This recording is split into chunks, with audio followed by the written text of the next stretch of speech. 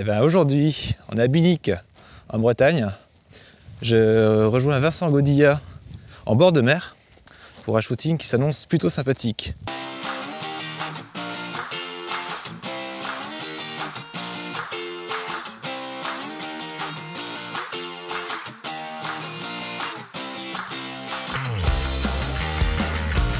Salut Stéphane, Ça va? la forme, ouais? Tranquille? Bon bah Vincent, écoute, je te laisse te présenter, dire un peu qui tu es, qu'est-ce que tu fais.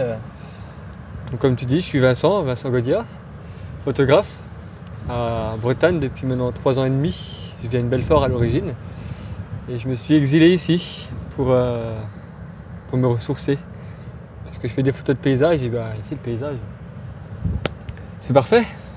On a des ciels qui sont excellents, on a la marée avec des marinages jusqu'à 12 mètres, donc bon, qui peut rêver de ça, quoi. C'est génial. Entre une marée basse et une marée haute, les paysages changent. Ça permet vraiment de varier les plans, de faire tout ce qu'on veut, quoi. C'est excellent. Quel type de photos tu fais par le paysage? Je travaille pour le Télégramme, je fais des photos de sport et puis de spectacle. Et puis à côté, en grosse partie, des photos d'automobile. C'est comme dit le début de mon activité photo, c'est par ça que j'ai commencé. Et je me suis spécialisé là-dedans.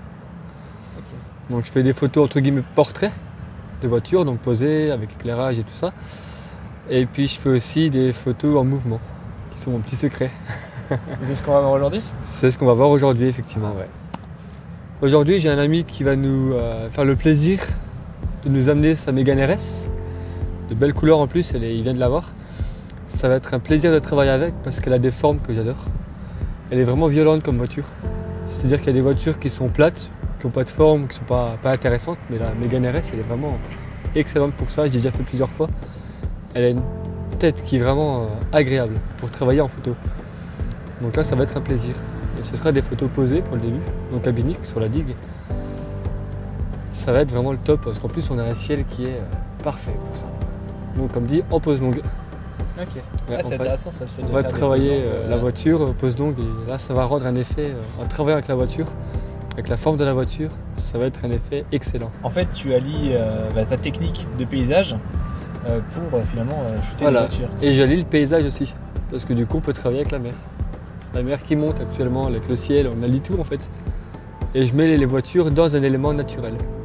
Et quel est finalement ton petit secret à toi pour donner ce filet en voiture? Le petit filet de mouvement que tout le monde connaît, ça c'est mon petit secret, c'est ce qu'on appelle le rig.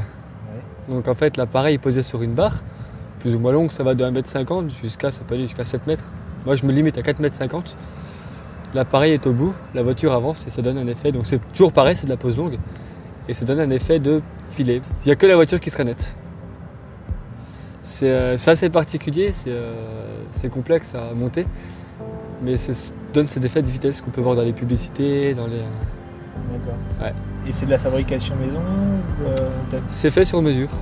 C'est une petite boîte, un petit entrepreneur qui me l'a fait dans son entreprise.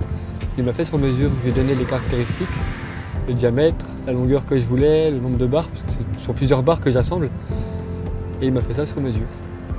Ah, c'est génial. Ouais, petite barre en métal et puis avec tout du matos à côté pour accrocher la barre sous la voiture, pour accrocher l'appareil à la barre.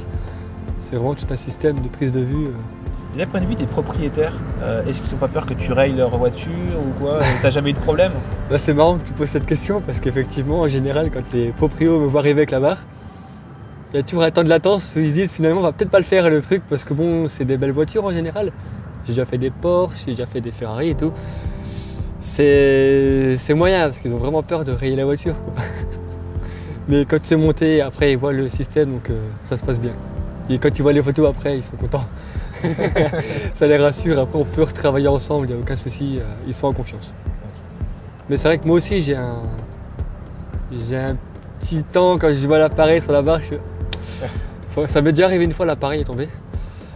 Heureusement j'étais en dessous, je le tenais, parce qu'il y a une ventouse qui avait lâché.